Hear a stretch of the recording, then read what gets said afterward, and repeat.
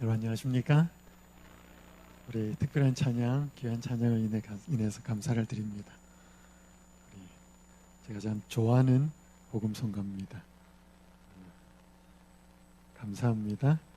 자, 오늘 우리 불행한 이유, 행복한 이유 셋째 날 말씀을 좀 대언하겠습니다. 제목은 정죄의 불행, 용서의 행복이라는 제목으로 말씀을 좀 나누겠습니다. 관계에 대해서 좀 살펴보도록 하겠습니다. 세계에서 최장기로 오래 연구가 진행이 되고 있는 하버드대 성인 연구 발달이라는 프로젝트가 있습니다. 이게 기간을 보시면 언제 시작이 되었는가 하면 1938년도에 연구가 시작되었습니다. 미국이 대공황 때였습니다. 그러니까 지금이 2023년이니까 몇 년 동안 하고 있어요? 빨리 잘 안 되죠? 85년을 하고 있는 연구입니다. 1938년에 이 하버드 의대에서 인생이 행복하다는 건 뭘 의미할까? 한번 과학적으로 한번 연구를 해보자. 그렇게 해서 그 당시 1938년에 만 19세 되는 하버드 대학교 2학년 학생 268명 남학생을 모집을 했습니다. 그 학생 중에는 나중에 미국의 35대 대통령이 된 존 F 케네디도 포함이 되어 있었습니다. 그 연구팀이 고 268명과 대조되는 대조군으로 1940년대 보스턴 시내에 살고 있는 저소득층의 가정 10대 후반의 남학생 456명을 반대로 대조군으로 해서 총 724명을 이 남성이 80대가 되도록 추적을 했습니다. 그들이 어떻게 살고 행복한지 불행한지 2년마다 한 번씩 설문조사를 하고 5년마다 한 번씩 신체 건강을 측정을 했습니다. 그리고 5년에서 10년마다 한 번씩 깊은 심층 면접을 합니다. 집에 가서 심층 면접을 할 때 우리 같은 경우는 집에 도배를 하지 않습니까? 미국 사람들은 페인트 칠을 하거든요. 페인트 색깔을 무슨 색깔을 칠했는 것까지 확인을 했습니다. 왜냐하면 어떤 마음의 정서나 심리 상태를 알기 위해서. 여기 지금 사진에 보는 이 로버트 월딩어라고 하는 이 하버드대 의대 교수는 이 연구 프로젝트의 네 번째 디렉터입니다. 2002년부터 21년째 연구를 진행하고 있는데 여기에 수많은 논문들이 나옵니다. 그리고 나중에는 이 남성들의 자녀와 또 손자들까지 연구 대상이 됩니다. 근데 결론은 의외로 간단해요. 이들이 불변하는 행복의 원리가 뭐냐? 행복을 위해 중요한 한 가지가 있는데 그게 뭐냐면 의지할 수 있는 따뜻한 인간관계가 있느냐는 것입니다. 이게 결론이에요. 그래서 기자가 묻습니다. 의지할 수 있는 따뜻한 인간관계가 뭐냐고 묻습니다. 그랬더니 조금 더 구체적으로 이야기하는데 이렇게 말합니다. 자신을 숨길 필요 없이 나 자신으로 있을 수 있다고 느끼는 관계. 자신을 숨길 필요 없이 나 자신으로 있을 수 있다고 느끼는 관계가 많으면 많을수록 인생은 행복하다는 것입니다. 여러분, 사람들이 왜 없는데 있는 척하고 그래? 왜 모르는데 아는 척하고 그래? 그죠? 자기가 그렇게 해야 사람들이 자기를 무시 안 합니다. 여러분, 닭 싸움 할 때 닭들을 이렇게 싸움을 시키면 닭들이 이렇게 날개짓을 펴고 자기를 크게 보이려고 합니다. 새들도 그러거든요. 그래서 자기가 크게 보여야 상대방이 위압감을 느끼고 자기를 두려워하기 때문에 자꾸 크게 보이려고. 사람도 그렇거든요. 여러분, 근데 우리는 어떤 사람 앞에 가야 행복이 있고 안식이 있는가 하면 자기를 숨길 필요 없이 있는 그대로 찾아갈 수 있는 사람이 있어야 그 앞에서 쉼이 있습니다. 그 앞에서 안식이 있어요. 다 그런 관계가 많지는 않지만 적어도 가족은 그렇게 해야 되거든요. 근데 요즘 가족도 그렇지 않아요. 부모는 자식이 공부를 얼마나 잘해야지, 또 부모는 자식이 얼마나 능력이 있어야지, 이런 것들을 많이 따지게 됩니다. 여러분, 인간의 행복의 95%가 인간관계라고 그럽니다. 관계가 행복하면 돈이 좀 없어도 그 관계 때문에 불행해지지 않아요. 근데 그 문제는 인간관계가 제대로 안 된다는 것입니다. 여러분, 누군가에게 여러분이 실수를 하거나 그렇게 했을 때 너그럽게 받아주시고 이해해 주십니까? 혹 여러분이 실수했을 때, 누군가에게 잘못했을 때 그런 있는 그대로 실수를 받아주는 그런 경험들을 자주 하십니까? 그렇게 할 때 인간관계가 건강해져요. 그게 행복이죠. 근데 그건 결국 하나님과의 관계에 달렸다는 것입니다. 자, 제가 오늘 저는 이번 주 기간 동안에 여러분 계속 살펴보면 아시겠지만 저는 요한복음을 가지고 계속 이야기를 하고 있습니다. 첫째 날은 요한복음 1장 2장을 했고요. 둘째 날은 요한복음 4장을 했습니다. 셋째 날 어제는 요한복음 3장을 했습니다. 오늘은 요한복음 8장을 이야기하겠습니다. 교회 다니시는 분은 이 내용은 알지만 교회 안 다니신 분들이 계시기 때문에 제가 이 본문을 한번 읽겠습니다. 8장 1절부터 11절. 예수는 감람산으로 가시니라. 아침에 다시 성전으로 들어오시니 백성이 다 나아오는지라. 앉으사 그들을 가르치시더니 서기관들과 바리새인들이 음행 중에 잡힌 여자를 끌고 와서 가운데 세우고 예수께 말하되 선생이여 이 여자가 간음하다가 현장에서 잡혔나이다. 모세는 율법에 이러한 여자를 돌로 치라 명하였거니와 선생은 어떻게 말하겠나이까? 그들이 이렇게 말하면 고발할 조건을 얻고자 하여 예수를 시험함이로라. 예수께서 몸을 굽히사 손가락으로 땅에 쓰시니 그들이 묻기를 맞이 아니하는지라. 이에 일어나 이르시되, 노란 부분 함께 읽겠습니다. 시작.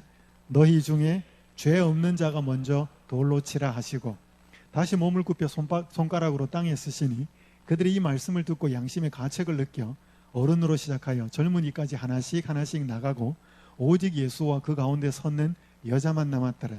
예수께서 일어나서 여자 외에 아무도 없는 것을 보시고 이르시되 여자여 너를 고발하던 그들이 어디 있느냐? 너를 정죄한 자가 없느냐? 대답하되 주여 없나이다. 예수께서 이르시되 함께 읽겠습니다. 시작. 나도 너를 정죄하지 아니하노니 가서 다시는 죄를 범하지 말라. 제가 첫날에 말씀드렸습니다. 예수님은 하나님이셨다고 말씀을 드렸습니다. 그분이 만물이 그가 지은 것이 하나도 없지, 그러니까 그가 없이는 하나도 지은 것이 없는 창조주라고 말씀을 드렸고, 그분이 사람의 눈에 보이도록 하기 위해서 육신을 입고 오셨다 그랬습니다. 이건 굉장히 중요한 거거든요. 여러분, 제가 첫날에 개미 이야기했죠. 여러분, 사람이 개미를 도와주려고 하면 개미가 고맙습니다 그럴까요? 여러분, 개미가 이렇게 물건을 이렇게 큰 거를 쥐고 가다가 이렇게 툭 넘어지고 못 올라가고 그러면 이렇게 손으로 가가지고 이렇게 탁 집어서 올려주면 개미가 감사합니다 하고 갈까요? 개미는 다 도망가 버립니다. 사람이 좋은 의도로 개미를 도와주려고 해도 개미는 사람의 존재를 모르기 때문에 그걸 감사하지 않아요. 여러분, 개미와는 차원이 다른 사람이 존재한다 그랬잖아요. 지능도 이런 세계를 만들어 놓고 사는 것도. 그러면 분명히 개미가 인지하지 못하는 그 세계 속에는 사람이라는 존재가 있는 것처럼 사람이 인지하지 못하는 영역 속에 하나님이 계시다는 것입니다. 근데 여러분 봐봐요. 개미를 진짜 도와주려면 개미가 사람의 존재를 알고 있지 못할 때 어떻게 하면 개미를 잘 도와줄 수 있을까요? 여러 가지가 이제 이야기를 하겠지만 사람의 존재를 모르는 개미를 진짜 도와주려고 그러면 사람이 개미의 눈에 보여야 돼요. 사람이 자기 존재를 낮추고 개미와 똑같은 상황이 되어서 도와줘야 돼요. 여러분, 그게 하나님이 선택하시는 결정이라는 것입니다. 그러니까 하나님이 사람을 직접적으로 도와줄 수가 없다는 거죠. 왜? 사람은 그걸 인지를 못하니까. 그래서 여러분, 하나님이 사람이 되어서 오신 거예요. 여러분, 사람이 개미가 되는 건 굉장히 자존심 상하는 거예요. 얼마나 굴욕적이에요. 여러분, 하나님이신 예수님이 그렇게 사람이 된다는 것은 천사들은 이해할 수 없는 상황이었습니다. 자, 그 예수님이 이 땅에 오셔서 이제 계속 하나님 나라에 대해서 말씀하시는데, 한 번은 예수님이 성전에서 가르치고 계실 때 이 서기관들과 바리새인들이 함정을 팝니다. 함정을 파서 한 여자가 간음을 하게 만듭니다. 그 여자를 간음하게 만드는 것이 목적이 아니었고 그 여자를 잡아와서 예수님을 공경에 빠뜨리려고 하는 것이 그들의 목적이었습니다. 그 여자를 데리고 와서 예수님께 묻습니다. 선생이요, 모세 율법에는 이런 여자를 돌로 치라 그랬습니다. 그래서 만약에 예수님이 돌로 치라 그러면 결국 돌로 쳐서 죽이는 것이거든요. 근데 여러분, 유대인은 그 당시 로마 제국의 식민지였기 때문에 사법 권한이 없어요. 그래서 만약에 돌로 치라, 그래서 죽이라 그러면 로마의 권한을 월권을 하는 것이기 때문에 로마에 의해서 고소를 당할 상황이었습니다. 사법권이 없기 때문에. 그럼 놓아주라 그러면 유대인으로서 모세오경에 거슬리게 되죠. 그러니까 이렇게 해도 걸리고 저렇게 해도 걸리는 상황이에요. 자, 이때 예수님이 뭐 하셨는가 하면, 이게 빨간 글자에 보시면 땅바닥에 뭐 하셨어요? 뭘 쓰셨어요. 2번이나 그렇게 하셨다 그래요. 그랬더니 그 돌을 들고 왔던, 씩씩거리며 왔던 사람들이 슬그머니 다 떠나더라는 것입니다. 자, 여러분, 여기에 두 부류의 죄인이 나옵니다. 첫 번째는 의로워하는 죄인이 나오고요. 두 번째는 굉장히 두려워하던 죄인이 나옵니다. 여러분, 이게 다 우리 모습이에요. 제가 어제 말씀드린 것처럼 예수님을 알려면 그분을 쳐다봐야 된다 그랬습니다. 그분을 쳐다보면 그분이 어떤 분인지 알 수 있다 그랬습니다. 그분을 알 때 그분이 대하는 말과 행동과 태도를 통해서 우리를 대하는 태도를 깨닫고 우리의 마음에 사랑하는 마음이 생길 수 있다 말씀드렸습니다. 그게 제가 새 마음이라고 그랬고, 그게 거듭나는 거라고 그랬습니다. 그게 계속 유지되는 사람이 그리스도인이에요. 그렇게 되지 않으면 교회를 다니면서도 내 원래 죄된 본성이 나오면 그건 세상 사람들하고 별로 다르지 않아요. 자, 여러분, 여기 예수님은 허름한 옷을 입고 계신 분이었지만 하나님이셨다는 것입니다. 이 의로워하던 죄인에게는 어떤 모습으로 나타나는가 하면 그들을 심판하시는 심판의 하나님, 즉 그들의 죄를 드러내는 공의의 하나님으로 나타납니다. 그리고 이 두려워하던 죄인, 이 여인에게는 그녀를 용서하시는 자비의 하나님으로 나타나요. 여러분, 이거 하나님만 할 수 있는 거예요. 사람을 용서할 수 있는 건 누가 하는 거예요? 이거 하나님만 하는 거예요. 여러분, 사람을 심판하는 건 누가 하는 거예요? 하나님만 하는 거예요. 근데 우린 자꾸 우리가 하려고 그래. 심판도 우리가 하려고 그러고 용서도 우리가 하려고 그래요. 근데 여러분, 이거 안 됩니다. 이거 우리 영역이 아니에요. 이 하나님, 이 예수님을 알면 심판은 그분한테 맡기고 그분의 은혜로 용서를 할 수 있어요. 자, 우리가 이분이 어떤 분이신지를 잘 알 필요가 있습니다. 오늘 저는 이 두 가지 하나님의 모습을 좀 살펴보겠는데, 첫 번째는 우리의 모습이 굉장히 자주 어려워하는 죄인이 됩니다. 그러니까 우리는 누구를 당당하게 말하는가 하면 자꾸 사람들을 심판하려고 합니다.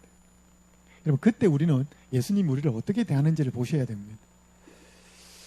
여러분, 여기 서기관과 바리새인들이 굉장히 당당하게 왔습니다. 어떡할까요, 이 여자? 여러분, 여기 지금 한 편지가 있는데, 손으로 쓴 편지인데 희미하게 잘 안 보이죠? 2018년에 잘 나가던 한 젊은 정치인이 나락으로 빠집니다. 충남 지사였던 안희정 씨, 한 번쯤 들어보셨을 거예요, 그죠? 그의 정무 비서였던 김지은이라고 하는 그 한 직원이 폭로를 합니다. 자기가 위압에 의해서, 힘에 의해서 이런 일을 당했다. 그래가지고 막 시끄러웠습니다. 그래서 많은 사람은 얼마나 힘들었을까. 그 여자를 동정하는 사람들이 있었고, 또 반대편에서는 욕 엄청나게 해대는 사람이 있었습니다. 그래서 인터넷에 막 시끄러웠어요. 뉴스에도 나오고 그랬지 않습니까? 그녀가 너무 악성 댓글에 시달려가지고 힘들어서 이 자필 편지를 올렸어요.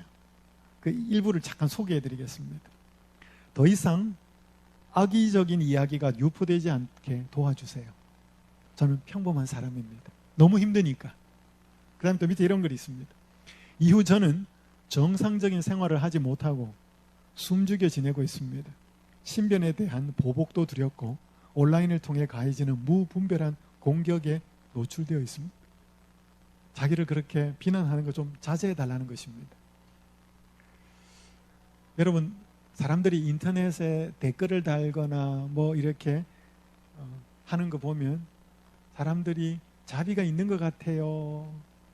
정말 신랄하게 하는 것 같아요. 왜 그럴까요? 그래서 저는 이건 제 생각인데요. 인터넷에 댓글을 달 때 저는 자기 실명을 걸고 자기 이름으로 했으면 좋겠다는 게 제 생각이에요. 여러분, 사람은 익명이라고 하는 것에 자기를 가립니다. 그럼 굉장히 용감해집니다. 내 이름 딱 걸고 IP 추적하면 그 사람이 누군지 다 드러나도록 책임 있는 글을 말을 하도록 해야 함부로 안 합니다. 여러분, 결국 사람이 누군가를 정죄하고 심판하고 판단한다는 것은 표면적인 이유는 자기는 그런 짓을 안 했다는 거거든요.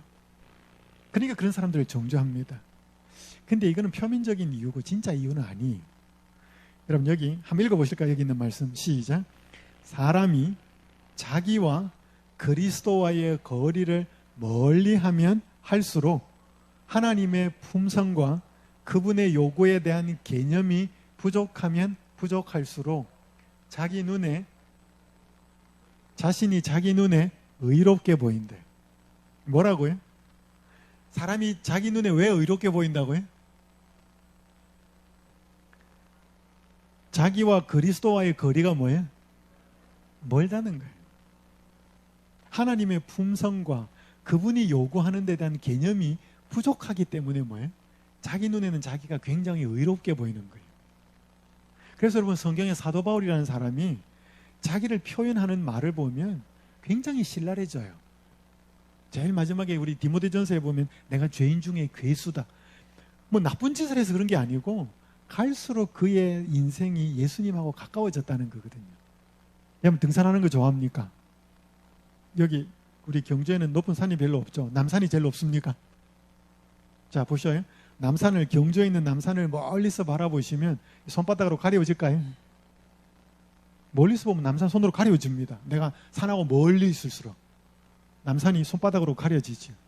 그러면 남산에 가까이 가보셔요. 산은 자꾸 커지지요. 나는 자꾸 작아지고. 내가 남산 앞에 도착하면요, 남산이 훨씬 크지요. 내가 남산에 들어가면요, 앞을 봐도 남산이고 옆을 봐도 산이고 뒤를 봐도 산이죠. 내가 훨씬 작지요. 여러분, 예수님을 멀리서 바라보면 그 예수님의 은혜나 사랑은 굉장히 감동이 없어요. 근데 자꾸 가까이 가면 뭐예요? 그분 앞에, 빛 대신 그분 앞에 자꾸 가까이 와보면 여러분, 자기에게 뭐가 묻었는지를 알게 돼요.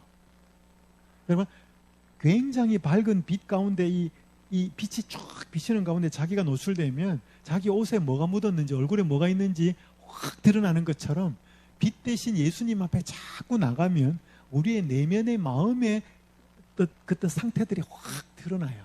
그러면 내 모습, 마음의 상태를 보면 자랑할 게 하나도 없고 내 마음이 얼마나 이기적인지 그럼 그게 드러나요.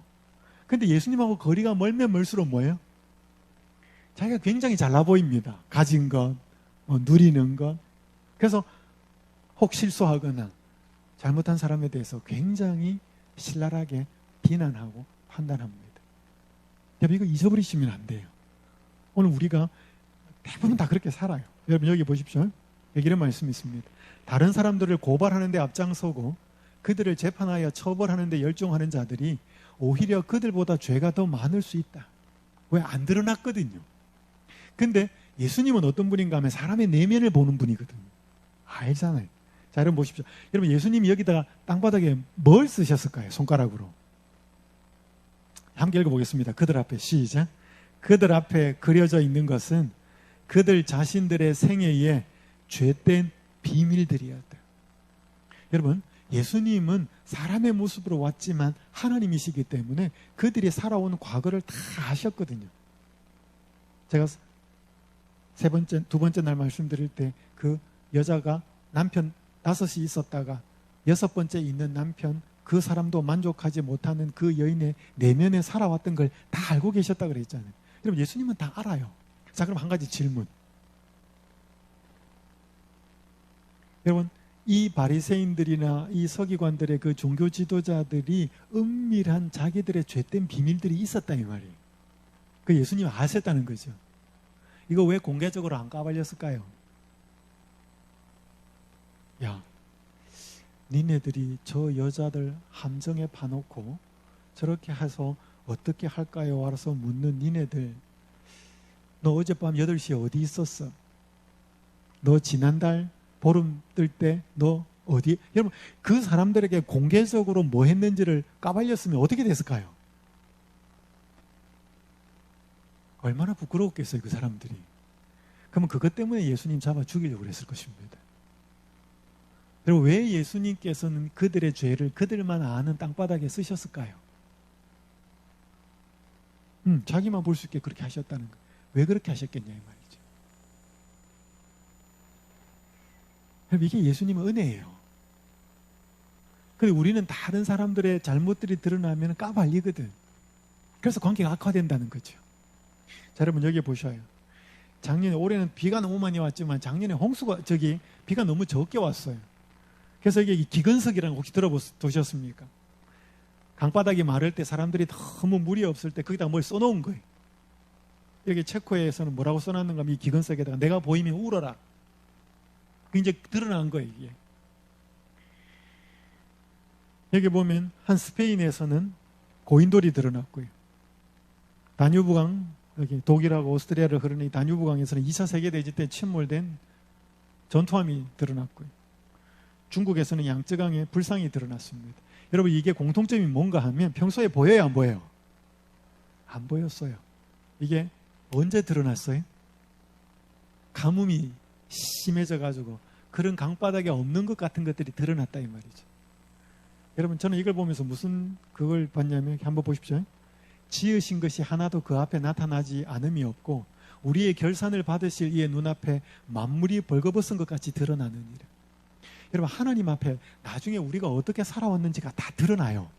뭐라고요? 우리가 과거에 어떻게 살아왔는지 온 우주 앞에 다 드러난다니까. 두려워요, 안 두려워요? 굉장히 두려워요. 여러분, 이런 때가 진짜 올까요? 성경에 뭐라고 해놨어요? 만물이 벌거벗은 것 같이 드러나느니라. 여러분, 정채봉 씨가 쓴 마음을 찍는 사진기라는 글이 있습니다. 어느 마을의 시장에 사람의 마음을 찍는 사진기가 있었습니다. 어떤 유명한 정치가를 찍었더니 돈다발이 찍혔습니다. 돈 많은 사장님을 찍었더니 술과 여자가 찍혀 나왔습니다. 어떤 남자는 늑대가 찍혀 나오고 어떤 여자는 여우가 찍혀 나왔습니다. 그러던 어느 날 시장에 얼굴이 험상궂게 생긴 사나이가 나타났습니다.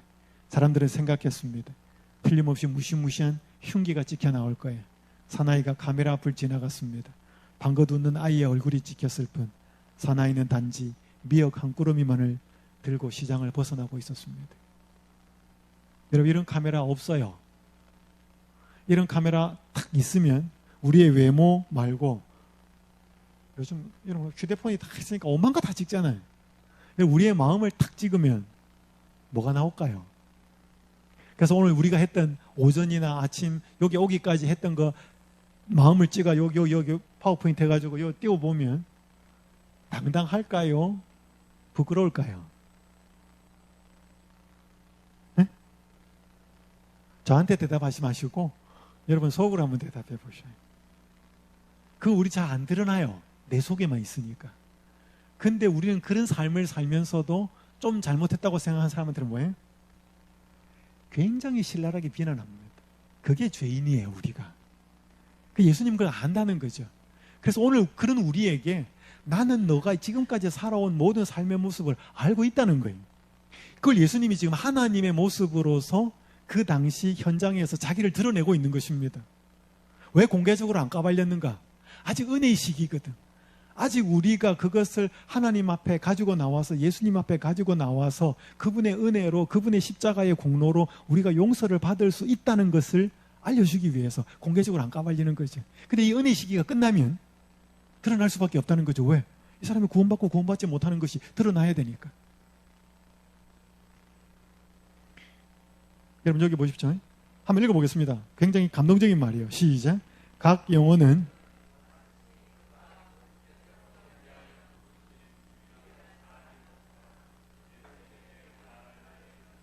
그분은 마치 이 지구 표면에 그 사람 외에는 다른 사람이 없는 것처럼 각 사람을 돌보신다.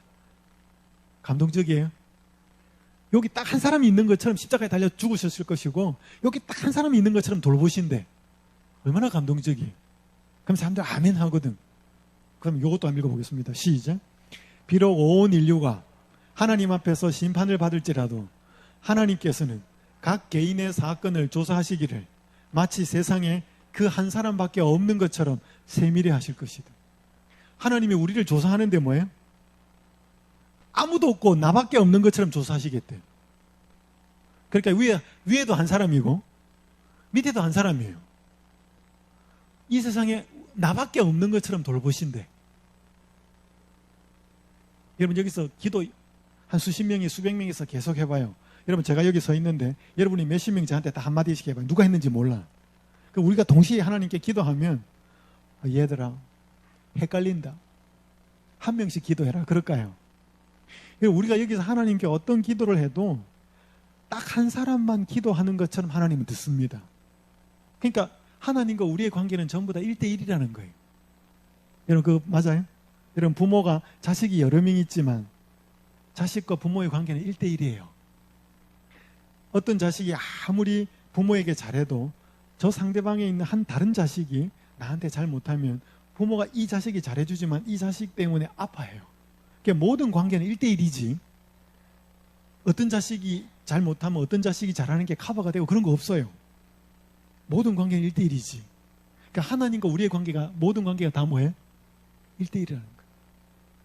그래서 여러분 우리가 누구를 함부로 딱 판단하려고 생각하고 함부로 정죄하려고 할 때 하나님이 나를 알고 계시고 내 중심을 보고 계시고 오늘 내가 어떻게 살아온지를 하나님은 알고 계시다는 그 하나님의 공의에 대해서 생각을 해야 돼요. 여러분 그럼 하나님은 무조건 은밀하게만 말할까요? 여기 보셔요. 예수님이 여기 마태복음 23장에 보면 7번이나 화 있을지인저 그랬습니다. 공개적으로 죄를 책망합니다. 왜 그랬을까요? 여기 보십시오. 유전에 대한 그들의 존경심과 타락한 제사장들에 대한 그들의 맹목적 신앙을 통하여 백성은 뭐가 되어 있었다? 노예가 되어 있었다. 이 사슬들을 그리스도께서 끊으셔야만 하였다. 제사장들과 관원들과 바리새인들의 성격을 더욱더 충실히 폭로시켜야만 하였다. 이게 무슨 말인가 하면 그 제사장들과 바리새인들 종교 지도자들이 어떻게 그 백성들을 죄 가운데로 빠뜨리고 있는지 그들은 몰랐다 이 말이에요. 노예가 되어 있어서. 그때 예수님은 까발립니다. 그러니까 예수님이 가장 싫어하는 게 뭐냐면 다른 사람을 죄에 빠뜨리는 거예요.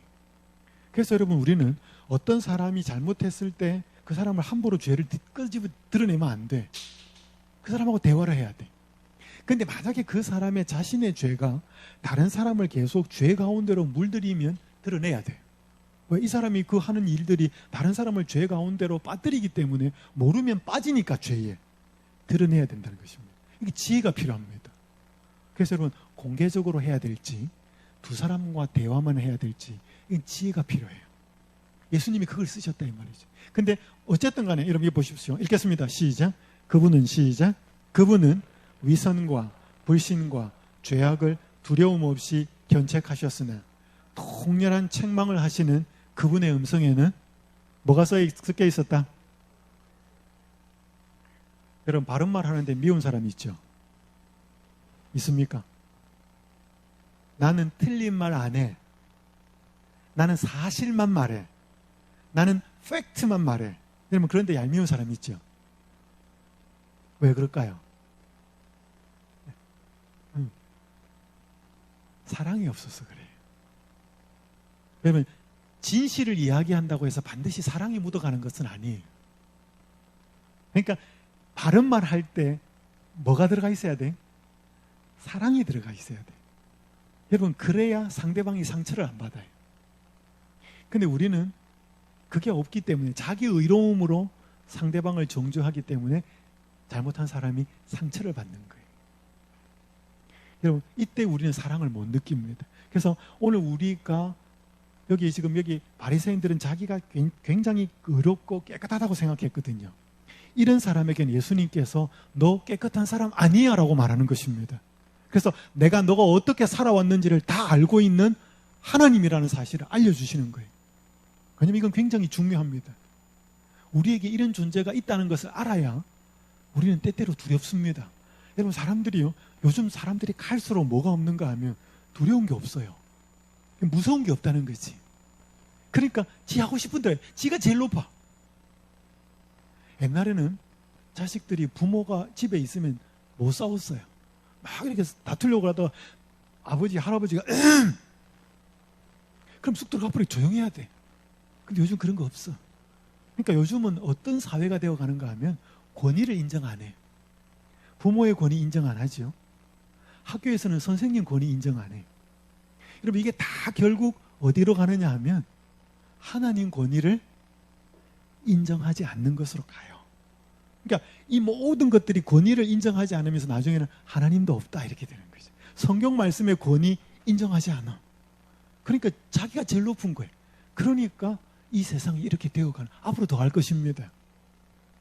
그래서 여러분, 하나님을 경외하라는 말은 우리에게 하나님이 심판이 있다는 사실을 알아야 돼요. 여러분, 그게 우리에게 절대로 기쁜 소식이 아닌 것처럼 보이는데, 여러분, 그게 우리로 하여금 올바로 살게 만들어요. 근데 무조건, 자, 여기, 제가 또 뒤에 말씀을 드리겠지만, 이건 복음이에요. 자, 여러분, 여기 보십시오. 예수님이 자신이 의롭다고 생각하는 자들에게 그들을 정죄하지 않으셨습니다. 그들만 알 수 있는 자기가 죄인이라는 사실을 땅바닥에 쓰셨어요. 그 죄들을 까발려서 폭로해서 부끄럽게 하지 않고 손에 든 돌을 내려놓고 갈 수 있도록 예수님께서는 길을 비켜주셨다 이 말이에요. 내가 너에게 다시 기회를 준다. 자, 두 번째, 여러분, 이것은 하나님만 할 수 있는 거예요. 자, 두 번째, 여기에는 두려워하는 죄인이 나옵니다. 이 잘못을 저지르고 두려워하는 이 여인에게 예수님은 어떻게 대하셨는가 하는 것이죠. 자, 첫 번째, 자기가 죄 없다라고 생각해서 다른 사람을 신랄하게 정죄하고 비난하는 그 죄인에게는 내가 너의 모든 살아온 죄들을 알고 있는 심판의 하나님, 공의의 하나님. 그러니까 여기에 여러분, 땅바닥에 이 예수님이 뭘 쓰셨을 때 이 바리새인들과 서기관들은 굉장히 두려웠다 이 말이죠. 저분이 저걸 알고 있나? 근데 내가 이제 죄를 지어가지고 이제 어디에서 돌이 날아올까 죽었다라고 생각하는 이 여자에게는 예수님께서는 자비하신 하나님으로 나타납니다. 여러분, 이 여자가 함정에 빠진 겁니다. 함정에 왜 빠졌을까요? 네? 자기도 욕망이 있었다는 거죠. 그러니까 자기 욕망 때문에 이 함정에 같이 빠진 거죠. 여러분, 자기에게 욕망을 잘 다스렸다 그러면 함정에 안 빠졌을 거예요. 여러분, 캐나다에서의 오래된 실험인데 재밌는 실험을 했습니다. 이 뇌과학이 이렇게 발달하지 않았을 때 이 캐나다의 이 맥길 대학교의 두 심리학과 교수가 이 쥐의 머리를 꾹꾹, 뇌를 이렇게 꾹꾹 눌러보면서 쥐가 어떻게 반응하는지를 봤습니다. 근데 어떤 부분을 누르니까 쥐가 막 자지러지게 좋아하는 거예요. 그래서 또 다른 걸 누르다가 꼭 그 부분을 누르니까 너무너무 좋아하는 거예요. 그래서 이 두 심리학자가 뭐라고 판단을 내린가 하면 이게 쥐의 쾌락 중추인가 보다. 그래서 거기다가 전극을 연결해가지고 이렇게 레바, 여기 보시면 이 레바를 하나 놓고 이게 우리 안에 가뒀습니다. 그래서 자기가 이 레바를 누르면 자극이 가도록 돼 있어 자기가 여기를 누를 수 있었습니다. 그리고 이 쥐가 어떻게 하나 먹이를 넣어주고 관찰을 했습니다. 여러분, 그랬더니 26시간 동안 이 레바를 5만 번 이상을 누르다가 결국 죽어버립니다. 옆에 있는 음식은 하나도 안 먹고. 그게 뭐 말이에요? 이거 눌러서 이렇게 와서 자기가 짜릿짜릿하게 이 자극을 시키는 게 너무 좋아가지고 뭐해?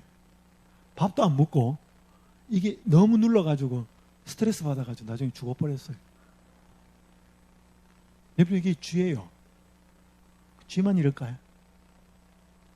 사람도 그래요. 제가 얼마 전에 말씀드렸죠. 여러분, 사람이 쉽게 휴대폰을 하든지 드라마를 보든지 마약을 하든지 술을 먹든지 담배를 피든지 그 쉽게 하면 나한테 쾌락이 와요. 즐거움이 와요. 그런데 여러분, 땀 흘려서 일하고 공부 열심히 하고 노력해서 뭔가를 성취하고 그러면 시간이 오래 걸리거든. 여러분, 농사 짓고 수확할 때 그 기쁨이 있어요? 그 기쁨이 있어요. 그렇게 과일 열리거나 토마토 열리고 이런 거 바라보면 굉장히 기뻐요. 근데 그거 쉽게 얻어져야 안 얻어져요? 풀 뽑아야 되지요. 엄청 많이 해야 돼.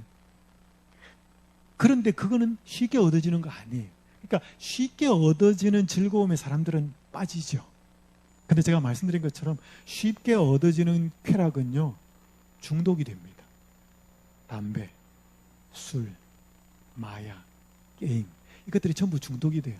근데 여러분, 땀 흘려서 농사 지어서 수확하는 이 중독이 있어요? 없어요. 하나님이 얻도록 만드신 쾌락과 즐거움은 중독이 없어요. 근데 인간이 만들고 사탄이 만든 쾌락과 즐거움은 반드시 중독이 있습니다. 그러니까 이 쥐도 그렇게 되는 거죠. 사람도 그렇다는 거죠. 그러니까 결국 이 여자가 그렇게 비참한 삶을 살게 될 수밖에 없었던 것은 자기 욕망을 선택했기 때문이라는 거죠. 여러분, 제가 여기 조한 해리라고 하는 이 영국계 스위스 작가가, 이 사람 테드에 나와서 강연을 하는데 이 삶이 힘들고 어려울수록 이제 사람들이 마약을 많이 하는 거예요. 그래서 이 사람이 그런 중독된 사람들을 많이 치료하는 것을 보니까 이분이 이런 말을 했습니다. 제일 마지막 쪽부분에 가서 중독의 반대말은 맨정신이 아니고 뭐라고요? 올바른 관계다는 것입니다. 중독은 막 이렇게 나쁜 거 안 하는 게 아니고 그 중독에 걸린 사람들을 치료하는 방법은 결국 뭘 안 하게 만드는 게 아니고 다른 올바른 것을 하게 만들어줘야 된다는 것입니다. 제가 지금 여러분들한테요, 실험을 한번 해볼까요? 곰 한 마리를 절대로 생각하지 마십시오. 곰 한 마리를 절대로 생각하지 마십시오. 자, 지금 여러분 생각 속에 뭐 하고 있어요, 지금? 계속 곰 생각해요. 제가 여러분들한테 곰 생각하지 말라고 그럴수록 계속 생각해요. 자, 여러분이 마음속에 곰을 생각하지 않을 수 있는 방법이 딱 하나밖에 없어요. 다른 거 생각하는 것입니다. 다른 걸 생각해야 곰을 안 생각해요. 그것처럼 오늘 우리에게 나쁜 것 안 하려고 하는 게 아니고 좋고 올바른 것을 선택해서 해야 돼요. 자, 그래서 여기 이런 말씀이 있습니다. 실패하지 않는 가장 확실한 보장은 유혹이 찾아올 때 그것에 전혀 관심을 두지 않을 만큼 하나님으로 만족하며 평안을 누리는 것이다. 이것이 바로 유혹을 피하는 방법이다. 그러니까 여러분, 사람이 죄 안 짓는 방법이 뭐라고요? 하나님이 정말로 사랑스럽고 그분이 주시는 관계가 행복하면 된다는 거예요. 이런 일 가능할까요?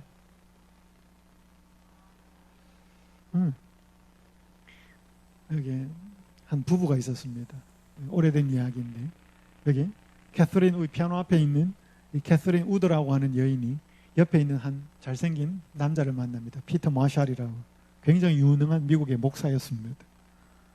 이 사람이 결혼을 하고 난 뒤 10년, 11년 뒤에 뭐가 되는가 하면 미국의 상원, 국회죠.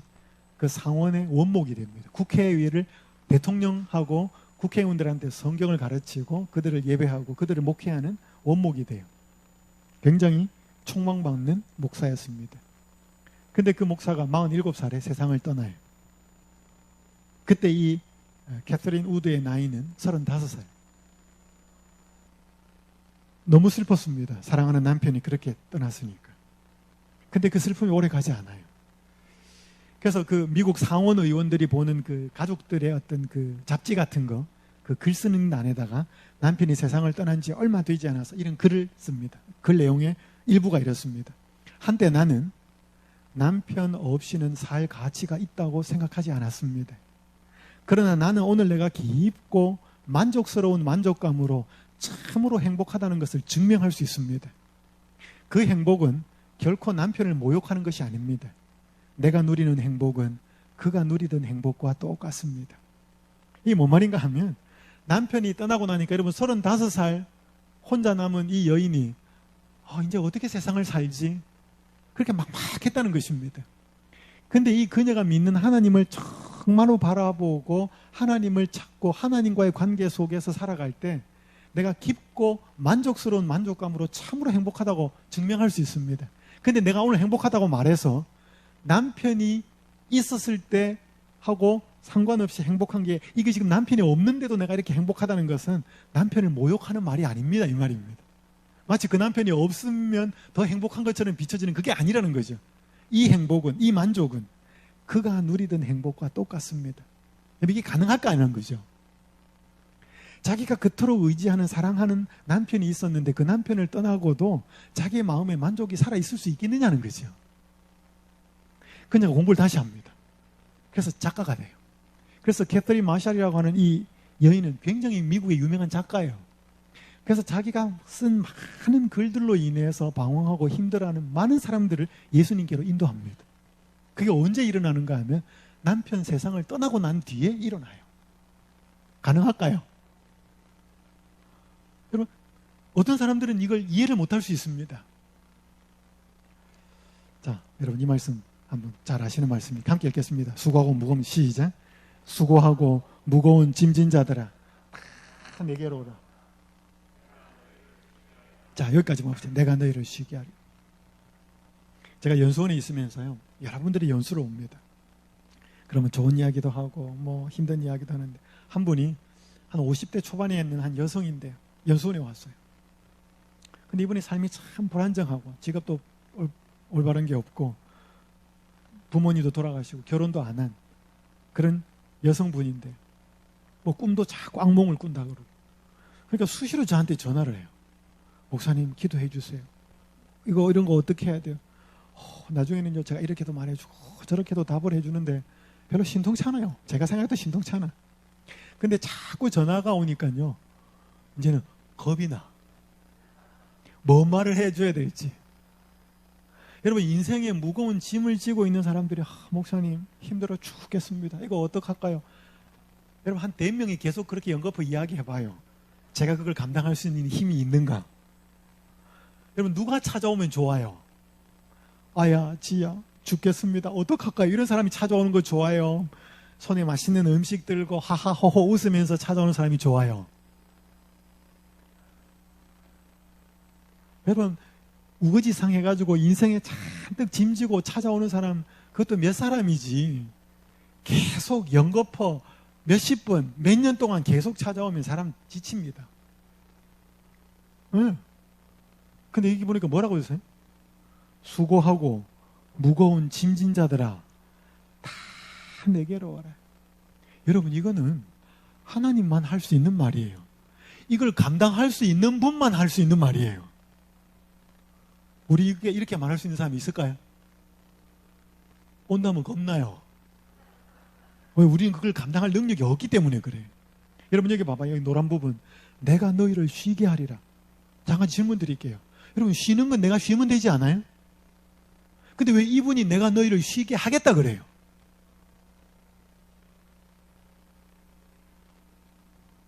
여러분, 우리는 쉴 수 없어요. 우리는 자꾸 착각합니다. 쉬는 건 내가 쉴 수 있다고 생각해. 아니요. 회사 하루 안 갈 수는 있습니다. 그건 쉬는 게 아니에요. 쉼은 내가 가질 수 있을지 몰라도 안식은 못해요. 그거는 그분이 줘야 돼요. 여러분, 우리가 휴가 막 갔다 와서 신나게 놀았어. 휴가 올 때 어때요? 더 피곤하다니까요. 그리고 앞으로 또 해야 될 일이 무거운 짐이 더 안겨지면, 여러분, 쉼은요, 여기 티베트 속담에 있는 말 한번 보실래요? 재밌는 표현이 있어요. 걱정을 해서 걱정이 없어지면 걱정이 없겠네. 여러분, 사람들이 왜 걱정해요? 네? 걱정이 많았어요? 걱정을 해야 내 인생에 대한 도의적인 책임이라도 지는 것 같죠? 걱정해봐야 걱정 안 없어집니다. 여러분, 이거 꼭 기억하셔요. 오늘 우리는 우리 스스로에게 쉼을 줄 수 없어요. 회사 하루 안 간다고 쉼이 있는 게 아니라니까. 여러분, 정말 우리에게 쉼이 필요한 거는 육체가 쉼이 필요하기도 해요. 근데 진짜 우리에게 필요한 쉼은 어디에 쉼이 필요해요? 마음의 쉼이 필요한 거죠. 마음의 쉼이 필요한 사람이 해외여행 가서 휴가 보낸다고 해서 마음의 쉼이 해결되지 않아요. 그렇기 때문에 우리는 이 마음의 무거운 짐을 누군가에게 내려놓아야만 그게 쉬는 거지, 내가 육체가 쉰다고 해서 쉬는 게 아니라 이 말이에요. 그래서 사람들이 쾌락도 해보고 이것저것 맛있는 것도 먹어보고 이 사람 저 사람 만나도 보고 자꾸 그렇게 해보는 것은 뭔가 인생을 이렇게 하면 쉼이 있을까, 이렇게 하면 즐거움이 있을까. 여러분 봐봐요. 여기 지금 여인 4명이 있는데 어느 여인이 제일 많이 쉬는 것 같아요? 어느 여인이 제일 편안하게 보입니까? 그죠? 여러분, 육체가 쉼을 얻으려면 이 땅바닥하고 바닥하고 접촉하는 면이 많으면 많을수록 육체가 쉼이 있어요. 봐봐, 이 서 있는 사람. 지금 두 발로만 서 있잖아. 발바닥 크기만큼 서 있잖아요. 접촉하잖아요. 그러니까 저보다 여러분들이 훨씬 쉼이 있는 거예요. 왜? 앉아 있으니까. 등 기대고 있으니까 훨씬 쉬는 거죠. 그죠? 그보다 소파에 기대고 있는 사람, 아예 들어 누워 있는 사람. 그러니까 바닥면하고 내 신체가 접촉하는 면이 많으면 많을수록 내 육체가 쉼이 있다 이 말입니다. 그럼 우리 마음은요? 마찬가지예요. 내 마음이 예수님하고 접촉하는 면이 크면 클수록 내 마음에 쉼이 있어요. 이걸 알아야 돼. 그래서 여러분, 내 마음은 내가 스스로 쉬게 할 수 있다 없다? 없다. 여러분, 이걸 아셔야 돼. 우리 마음은 남의 이야기 좀 들어줄 수 있어요. 근데 그것도 한계가 있습니다. 우리는 사람의 문제도 잘 해결해 줄 수가 없어요. 어느 정도까지는 할 수 있습니다. 도움을 주고. 그것도 한계가 있어요. 그래서 결국 우리가 찾아가야 될 곳은 그분 한 분이라는 사실을 여러분 기억하셔야 돼요. 그래서 이 여자가 그 함정에 파놓은 것에 빠질 수밖에 없었던 것은 자기의 욕망이 있었기 때문에, 그것을 선택했기 때문에 그 함정에 빠진 거죠, 결국. 그러니까 여러분, 그 선택도 내가 한 거죠. 자, 이 예수님이 이 그녀에게 이렇게 말합니다. 나도 너를 정죄하지 않는다. 여러분, 이 말이 뭔 말이에요? 나도 너를 정죄하지 않는다. 여러분, 예수님은 이 말씀을 하시면서 너 잘못했었는데 죄책감 가질 필요 없어, 그 말일까요? 그 말 아니에요. 이 말씀은 너가 지은 죄 그거 가볍게 여기고 신경 쓰지 마, 그 말일까요? 그 말도 아니에요. 나도 너를 정죄하지 않는다는 말은 너가 분명한 잘못을 저지른 죄인이지만 아무도 너를 정죄할 자격은 없다는 것입니다. 그 이유가 뭐예요? 다 죄를 지었기 때문에 그럴 수도 있습니다. 여러분, 이것은 자기가 질 십자가를 염두에 두고 하는 말이에요.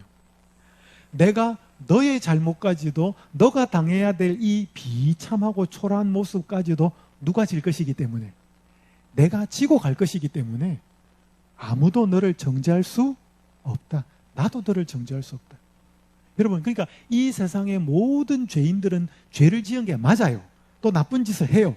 근데 그 사람을 정죄할 자격이 우리한테는 있다 없다? 왜 없다? 그 사람이 뭐 착한 짓 하고 우리가 죄인이게, 그게 아니고 그 사람의 죄조차 누가 짊어지셨기 때문에, 예수님이 짊어지셨기 때문에 우리는 그 사람을 정죄할 자격이 없는 거예요. 제 말 이해되십니까? 그게 크든 작든.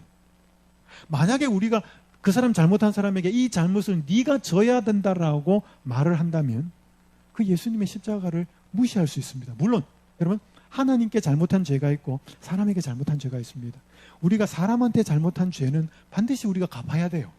할 수 있는 한 용서도 구해야 되고, 물질적으로도 손해를 끼쳤다 그러면 배상도 해야 되고, 거기에서 예외가 되는 거 아니에요. 하나님과의 관계가 올바르면 반드시 사람과의 관계는 올바르게 되려고 자꾸 선택을 해요. 왜? 그게 하나님의 은혜고 그게 하나님의 사랑이지. 이런 밀양이라는 영화가 있습니다. 혹시 보셨어요? 전도연 씨 나오는. 서울에 살다가 밀양이라는 곳에 이 한 여인이 와서 살다가 딸이 유괴가 돼요. 그 딸이 유괴범한테 죽어요.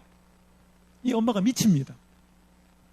근데 그 약국에 잘 가는 약국 사람한테 전도를 받아가지고 교회를 가요. 그러면서 예수님을 알고 막 고민을 합니다. 그러면서 마음속에 하나님의 은혜가 임해요. 그러면서 자기 아이를 그렇게 유괴해서 죽인 그 유괴범이 이제 교도소에 있거든요. 찾아가서 저 사람을 내가 용서해야 될까 막 고민하면서 일단 찾아가 봐요. 그 교도소에. 근데 그 교도소에 가니까 그 유괴범이 너무너무 잘 사는 거예요. 얼굴은 막 달덩이 같고 막 고민하고 스트레스 받고 살아야 되는데, 근데 하는 말이, 나는 예수님 만나가지고 예수님한테 용서 다 받았다고. 그러니까 그 여자가 앞에서 미칩니다. 내가 용서 안 해줬는데 누가 용서해 주냐는 거지. 그 영화가 그래요. 그렇고 그 여자가 먼저 또라이 짓을 합니다. 막 교회 와가지고 막 사고치고. 여러분, 그 용서받았다고 하는 그 교도소의 그 남자가 뭐가 잘못됐어요? 자기가 그 잘못을 해가지고 하나님께 받은 용서는 맞아요. 진심으로 용서했다면, 용서를 구했다면 하나님께 용서받지요. 그러면 그 받은 용서를 가지고, 감동을 가지고, 은혜를 가지고 누구한테도 사과를 해야 돼요. 그 엄마한테 손이 발이 되도록 빌고 용서를 구해야 되죠. 그게 하나님께 용서받은 사람의 진짜 모습이지. 내가 하나님께 용서받았으니 당신한테는 내가 떳떳하다. 그건 아니지요. 그건 사람이 용서에 대해서 사람보다 알고 있는 거예요. 이 말은 너가 잘못을 한 것에 대해서 아무런 책임이 없다는 뜻이 아니에요. 그 뒷말이 나와요. 가서 다시는 죄를 범하지 말라. 이것은 자신의 십자가가 어떻게 이루어져서 그 공로가 너에게 주어질 것이고, 그뿐 아니라 그 십자가를 믿는 믿음, 아무도 너를 정죄하지 않지만 너가 그 십자가를 믿는 믿음을 온전히 믿는다면 가서 다시는 계속 죄 짓고 반복하고 죄 짓고 또 용서 구하고 그런 삶을 살게 되지는 않을 거다는 뜻입니다. 뭔가 사람들이 자꾸 착각한다는 거죠.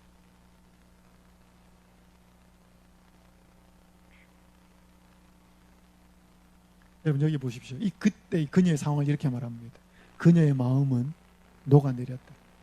그녀는 예수님의 발 앞에 엎드려 고마운 사랑을 마음으로 흐느껴 울면서 뜨거운 눈물로 자신의 죄를 고백하였다. 여러분, 이전에는 이 여자가 잘못했다고 잘못을 고백하는 말이 없어요. 이때 고백합니다. 자, 그 다음 보셔요. 이것은 그녀에게 순결과 평화의 생에 하나님께 봉사하기 위하여 바쳐진 뭐의 시작이 되었다? 자, 어제 살펴본 내용으로 하면 새 생애가 시작이 되었다. 이게 무슨 뜻이라 그랬어요? 거듭났다 이 말이죠. 다시 태어났다 이 말이죠.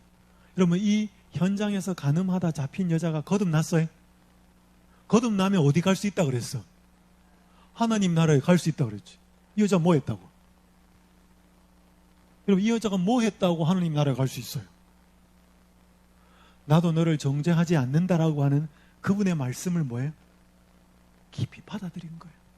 아, 나 같은 사람도 이분은 왜 세상 사람들 다 정죄하는데, 다 돌 들고 왔는데 이분이 나를 정죄하지 않는다. 이분 도대체 누구지? 어떻게 나한테 이런 말을, 이런 대접을 받아본 적이 단 한 번도 없었거든, 이전에.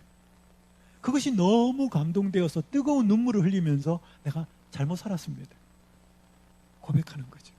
그러면서 이 여인의 삶에 새로운 생애가 시작이 된 거죠. 다른 말로 표현하면 요한복음 3장의 표현대로 하면 거듭난 거죠. 여러분, 이런 사람도 하나님 나라에 들어갈 수 있을까요? 있다는 거죠. 그래서 오늘 우리가 여기에서 하나님, 예수님의 모습이 두 가지 모습으로 나타납니다. 나는 꽤 괜찮지, 나는 이만하면 괜찮지라고 하는 사람에게는 예수님이 흔들어 놓습니다. 너 내면의 상태가 어때? 이 말이죠. 너 정말 깨끗해? 흔들어 놓습니다. 그리고 나는 이거 어떡하지? 나는 이런 죄 짓고, 나는 이렇게 나쁜 짓 했고, 나는 이렇게 세상에서 살았는데 나 어떡하지? 라고 두려워하는 사람에게는 자비와 용서를 베푸셔서 그 흔들리는 사람을 붙들어주고 있다 이 말이에요. 이게 예수님이에요. 이건 누가 할 수 있느냐? 하나님만 할 수 있는 거예요. 심판도 하나님이 할 수 있고 용서도 하나님만 할 수 있습니다. 그럼 제가 좋아하는 한 목사님이 있는데, 보스턴에서 목회를 한 참 훌륭한 목사님이었는데 책도 많이 쓰고, 어느 날 교회로 투서가 날아 들어와요. 교회 여자 비서하고 스캔들이 있었대요. 이분이 솔직하게 고백을 합니다. 여러분, 미국의 유명한 목사들 이런 일들이 많았어요. 그러면 통계가 나와 있습니다. 유명한 목사 한 명이 무너지고 넘어질 때마다 교인, 미국 전역에서 100만 명 이상씩 교인들이 떨어져 나간다는 게 있어요. 통계가. 그러니까 사탄은 뭐 하겠어요? 개개인 신자들도 시험하지만 지도자, 여러분 봐봐요. 게릴라전 하거나 전투를 하면 누구를 제일 먼저 겨냥하겠습니까? 지휘관, 계급적 높은 사람. 왜? 그 사람을 없애야 지휘 체계가 무너지니까. 사는 똑같다는 거지. 근데 이 사람이 다행히 주변에 좋은 친구가 있었어요. 그래서 이 사람을 데리고 가가지고 어느 한 장소에 가서 이 사람을 끊임없이 예수님 앞으로 다시 회복시키기 위해서 친구들이 굉장히 노력합니다. 그래서 3년 뒤에 이 사람의 회개가 열매가 뚜렷하게 나타나기 때문에 다른 교회에서 목회를 시작해요. 우리나라 대한민국 같으면 어림도 없습니다. 이런 일 있고 나면 함자 끝. 근데 이 보스턴에 있는 그 그레이스 채플이라고 제가 가봤거든요. 굉장히 아름다운 교회예요. 그 교회의 교인들이 다시 몇 년 뒤에 모여서 총회를 합니다.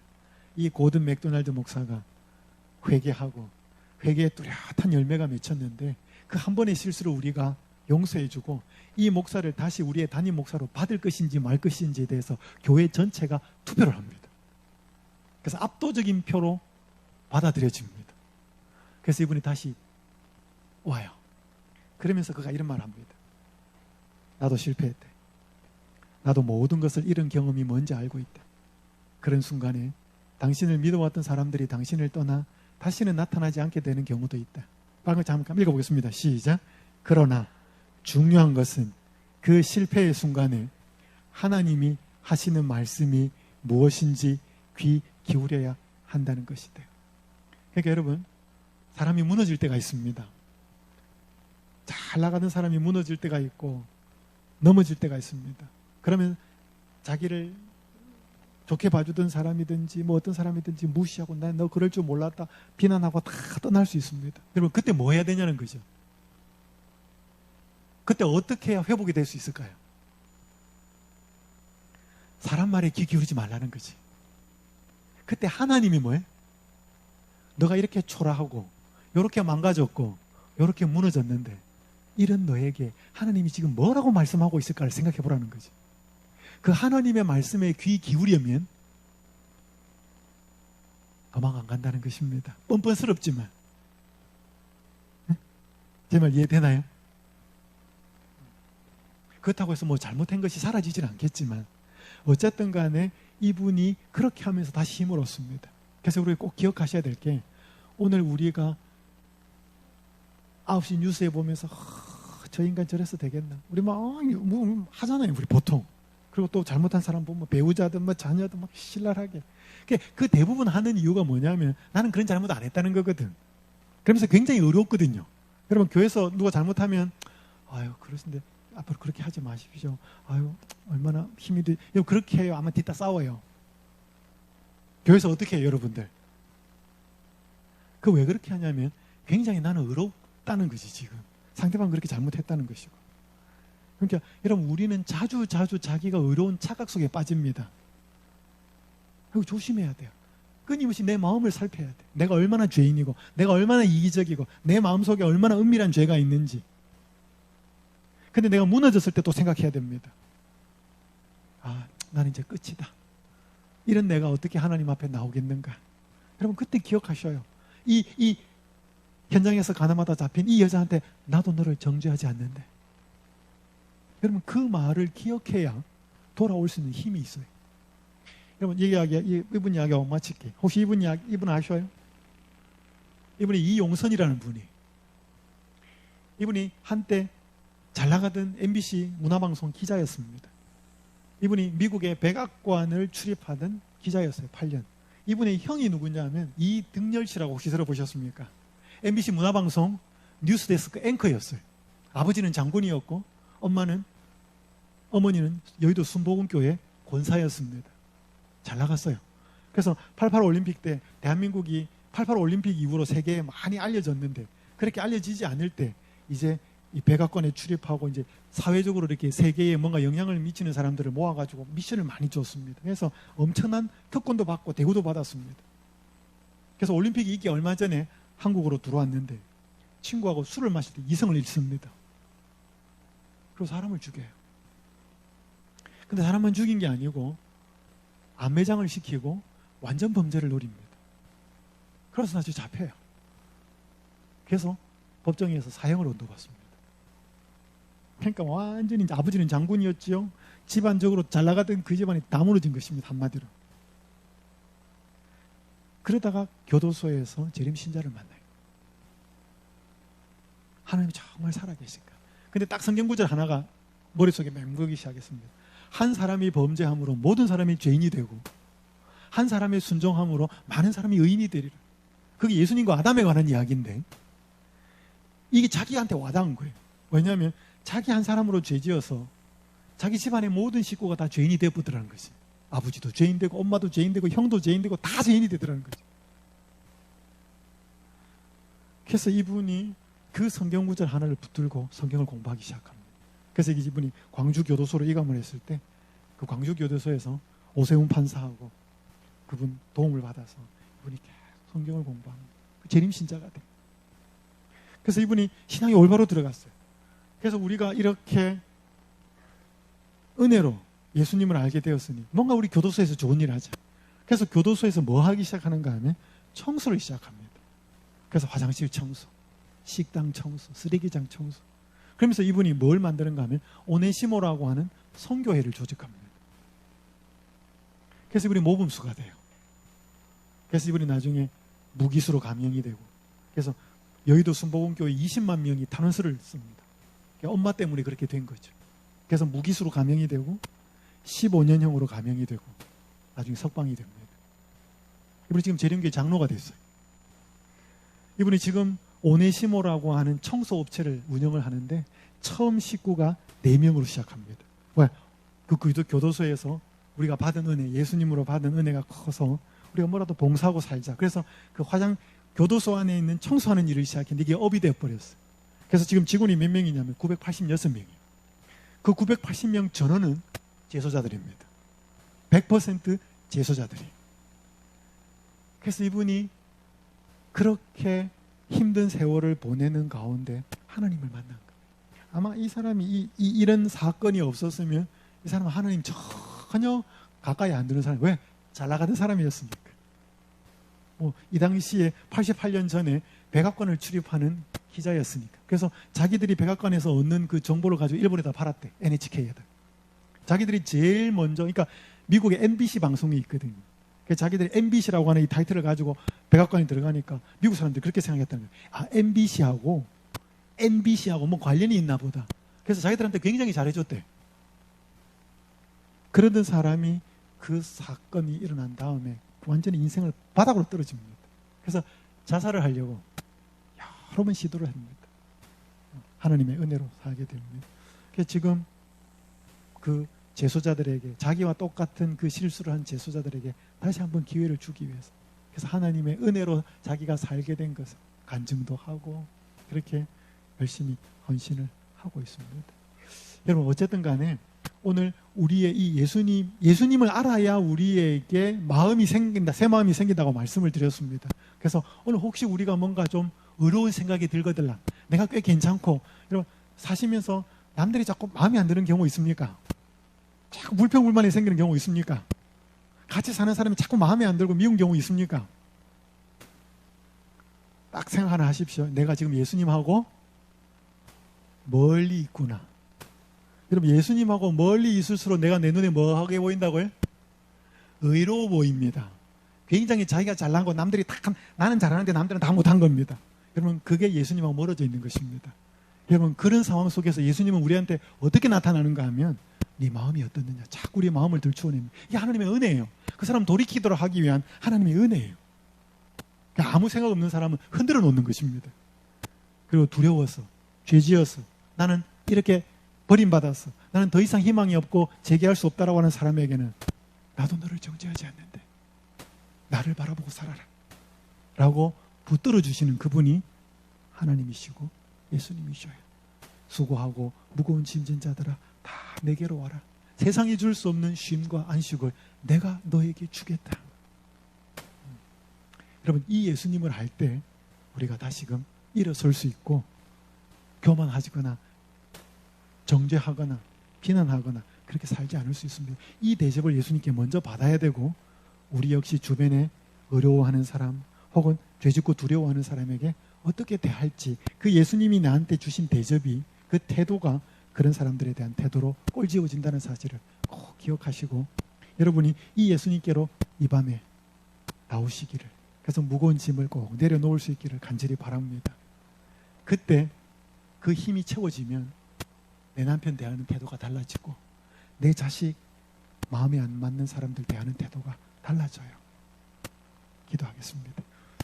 하늘에 계신 하나님 아버지, 현장에서 가늠하다 잡힌 여자를 끌고 와서 이들을 어떻게 해야 되겠느냐고 묻던 종교 지도자들과 의기양양에 있던 그 지도자들과 어려워하던 그 죄인들과 죄짓고 두려워하던 그 여인을 공히 정죄하지 아니하시고 그들을 올바르게 대하신 예수님의 모습을 살펴보았습니다. 하나님 아버지, 우리가 때때로 착각할 때가 있습니다. 우리 자신이 굉장히 괜찮은 사람인 것처럼. 그래서 우리는 다른 사람을 비난하고 정죄할 때가 너무나 많습니다. 성령께서 우리의 마음에 역사하셔서 우리의 죄된 모습을 보게 하시고 우리가 얼마나 이기적이고 이중적인 사람인지를 알게 하셔서 결코 교만하지 않도록 하나님 도와주시옵소서. 하나님의 심판이 있다는 사실을 기억하며 사는 백성 되게 하여 주시옵소서.